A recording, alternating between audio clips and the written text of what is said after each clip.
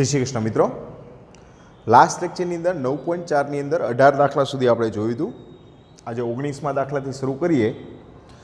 સૌ પહેલાં તમને કીધું છે કે ગોળાકાર બલૂનમાં એવી રીતે હવા ભરવામાં આવે છે તેથી તેનું ઘનફળ ચોક્કસ દરથી વધે છે। ઘનફળ જનરલી આપણે ઘનફળને v તરીકે ઓળખતા હોઈએ છીએ, બરાબર। અને ગોળાકાર બલૂનનું ઘનફળ એટલે v = 4/3 પાયર ઘન। હવે તમને એવું કીધું છે કે ચોક્કસ દરથી વધે છે। શરૂઆતમાં તેની ત્રિજ્યા 3 એકમ હોય છે, r = 3 હોય છે શરૂઆતના સમયની અંદર, અને 3 સેકન્ડ પછી, બરાબર, આ t = 0 સમયે અને t = 3 સમય પછી 6 એકમ હોય છે। ત્રિજ્યા થઈ જાય છે 6 એકમ। શરૂઆત એટલે 0 સમયે, તો t સેકન્ડ પછી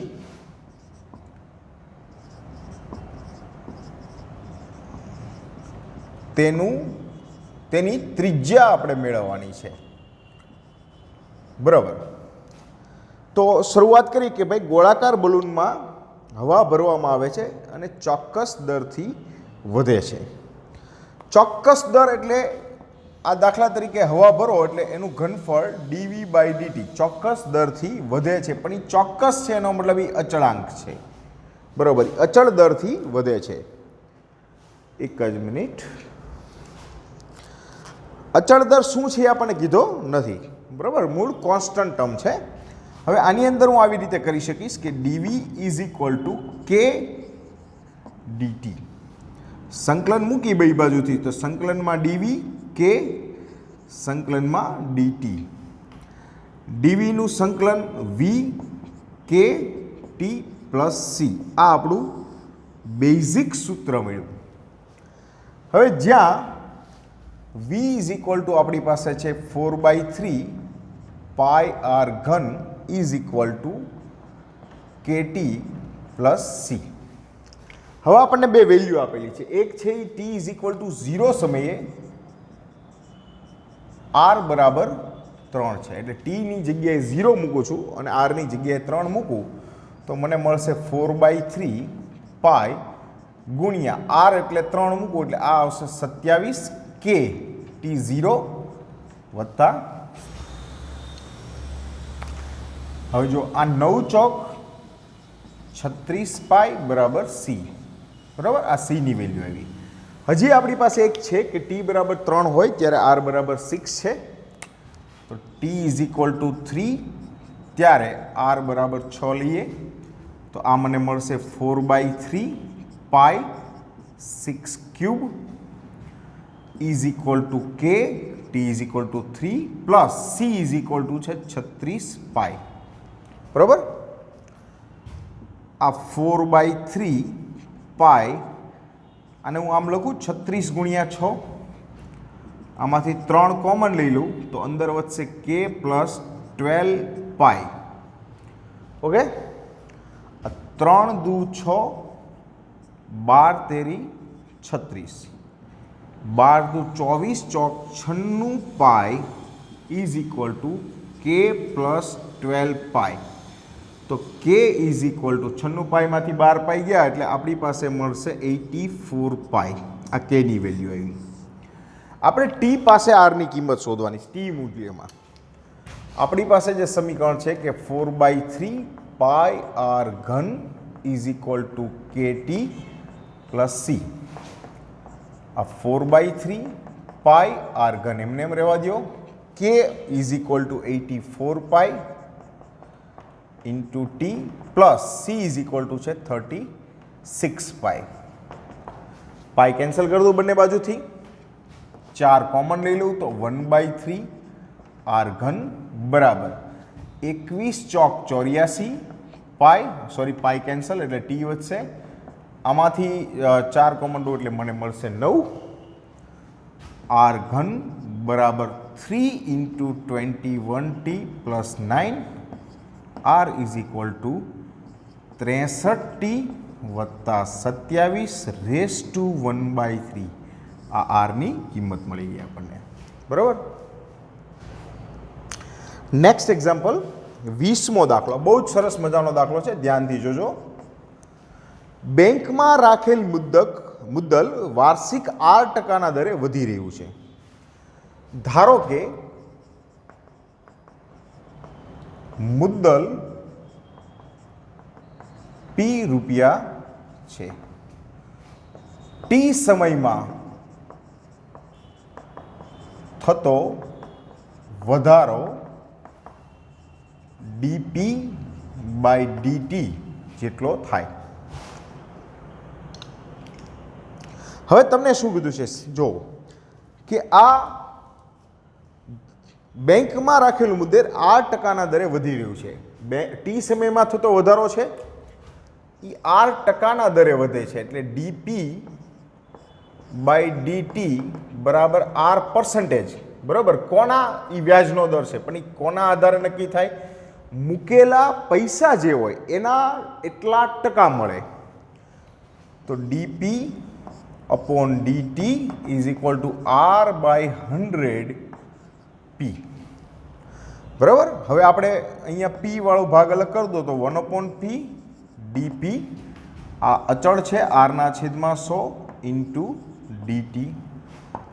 સંકલન કરીએ તો 1/p dp is equal two r/100 dt.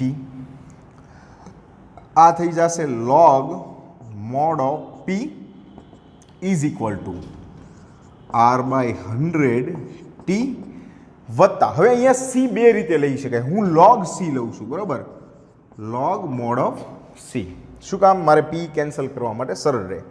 log mod of c આ બાજુ લઈ લઉં તો મને મળશે log mod of p upon c, બાદબાકી થશે r/100 t. log ને દૂર કરું તો મને કંઈક મળશે આવી રીતે કે p upon c is equal to e raise to r/100 t. p ને કરતા બનાવી દઉં તો મને મળશે p is equal to c into e raise to r/100 t. આ આપણી પાસે એક સૂત્ર મળી ગયું. બરાબર, હવે આગળ વાંચીએ તો આપણને શું કીધું છે? આપણને એવું કીધું છે કે શરૂઆતમાં 100 રૂપિયા મૂકેલા છે. બરાબર, શરૂઆતના તબક્કામાં કેટલા મૂકેલા છે? 100 રૂપિયા. એટલે કે t/0 સમયે મુદ્દલ છે એ 100 રૂપિયા છે.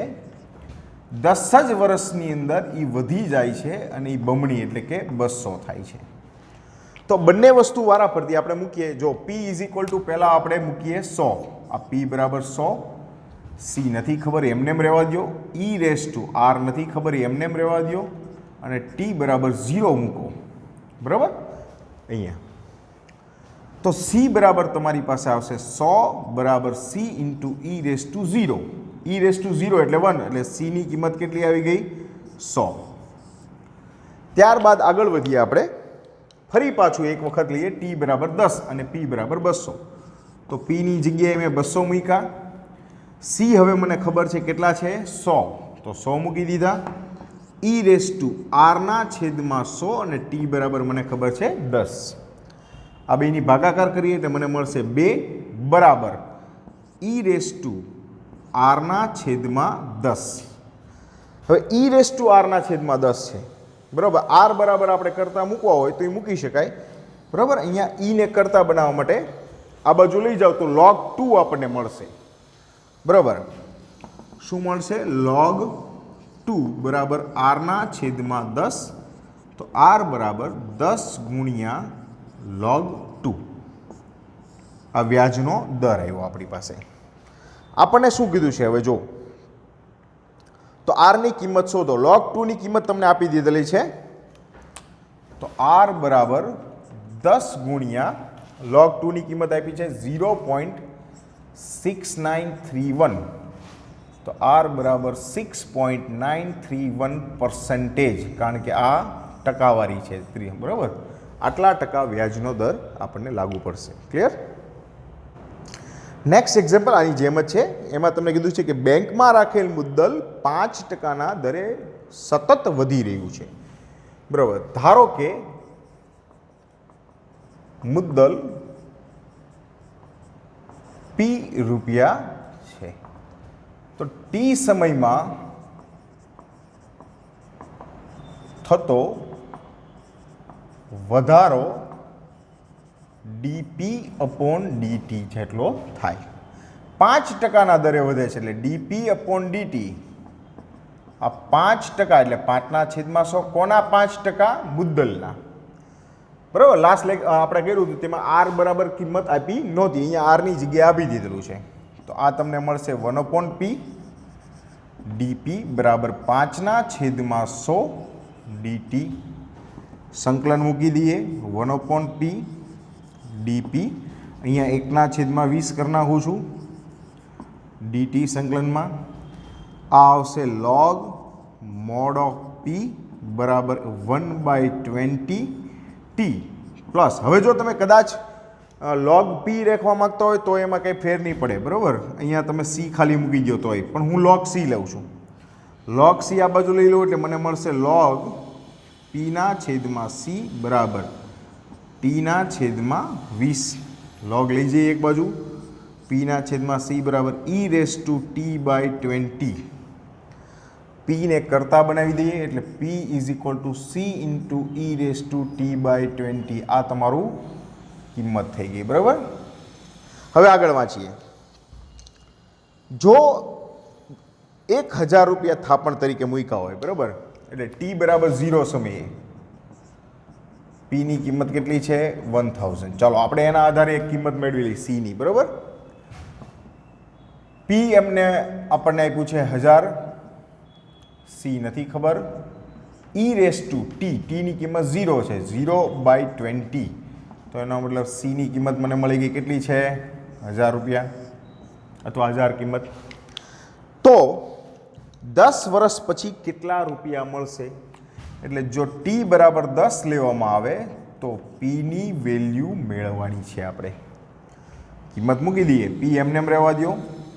c બરાબર આપણી પાસે આવી ગયા છે કેટલા છે? 1000 × e/t એટલે 10/20. p બરાબર 1000 e/1/2. e/1/2 એટલે 0.5. એની કિંમત જો તમને આપેલી છે 1.648. p = 1000 × e આપી દીધેલા છે e/0.5 1.648. તમને ટેક્સમાં જ આપેલી છે, પરીક્ષામાં પણ આપી દેશે, ચિંતા નહીં કરતા. તો p ની કિંમત આપણને મળશે 1648 રૂપિયા 10 વર્ષ પછી. ધંધો ન કરાય, તમારી પાસે હોય તો મને આપી દેજો, હું આપીશ વધારે એનાથી. ઓકે. નેક્સ્ટ એક્ઝામ્પલ જોઈએ 22મો. એક સંવર્ધન કેન્દ્રમાં બેક્ટેરિયાની સંખ્યા 1 લાખ છે, બરાબર. આ શરૂઆતના સમયમાં છે, બરાબર. એટલે t બરાબર 0 સમયે બેક્ટેરિયા, ધારો કે બેક્ટેરિયાની સંખ્યાને આપણે x કહીએ. x બરાબર 1 લાખ છે, બરાબર. 2 કલાકમાં તેની સંખ્યા 10%ના દરે વધે છે. બરાબર. t બરાબર 2 કલાક પછી 10%ના દરે વધે છે. તો આ x હતું વત્તા 10% કોના? x ના, બરાબર. અત્યારે આપણે સમજવા માટે આખી રકમ જોતા જઈએ. જો બેક્ટેરિયાનો વૃદ્ધિ દર કોઈ પણ સમયે, ચાલો બેક્ટેરિયાનો વૃદ્ધિ દર એટલે વૃદ્ધિ દર થઈ જશે તમારા માટે dx/dt કોઈ પણ સમયે હાજર રહેલા બેક્ટેરિયાના સમપ્રમાણમાં છે.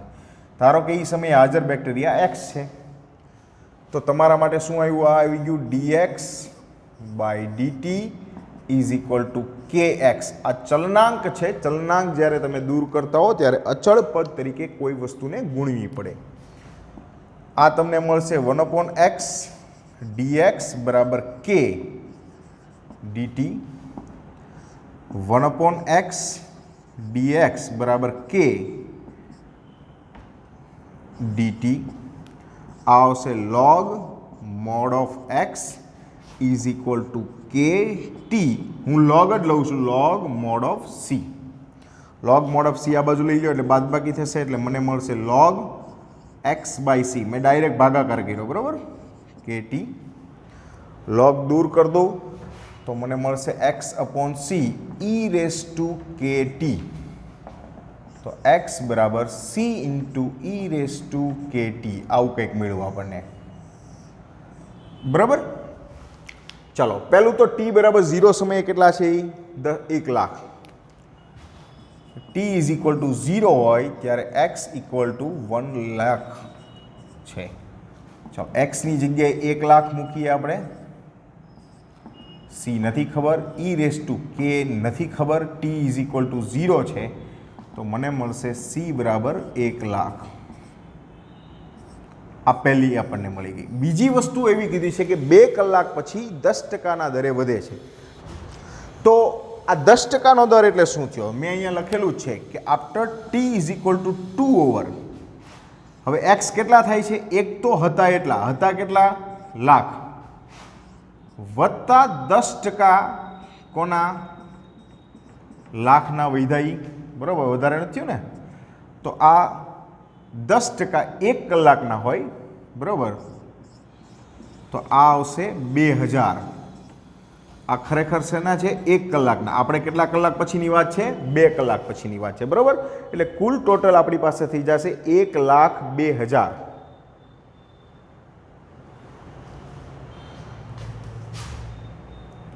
મારી ભૂલ છે અહીંયા 2%ના દરે વધારો આપ્યો છે, બરાબર, મેં ભૂલ કરી છે. અને એ 2 કલાકનો જ છે, 2%ના દરે છે. તો આ તમારી પાસે આવ્યું 1,02,000 બેક્ટેરિયા. t બરાબર 2 સમયે. ચાલો t ની જગ્યાએ 2 મૂકી દો અને x ની જગ્યાએ મૂકવામાં આવશે 1,02,000 બરાબર 1 lakh into e k is equal two 2 k એમને એમ t is equal two 2. Clear? આ છેદમાં લઈ લઉં તો 3 મીંડા કેન્સલ કરી દઉં તો 102/100 બરાબર e રેસ ટુ 2k, બરાબર. આ e રેસ ટુ 2k ની વેલ્યુ આવી. હવે આપણને શું કીધું છે? તો કેટલા કલાક પછી તેની સંખ્યા 2 લાખ જેટલી થાય, બરાબર.